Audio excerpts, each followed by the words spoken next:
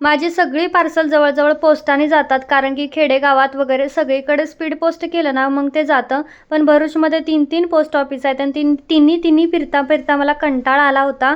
शेवटी उन्हातान्हात फिरून आम्ही दोघंजण घरी पोहोचलो. घरी पोहोचल्यानंतर मग दुसऱ्या दिवशी आम्ही गेलो होतो ना, आमच्या नवीन रूमची साफसफाई करायला, कारण ही रूम आम्हाला सोडायची होती.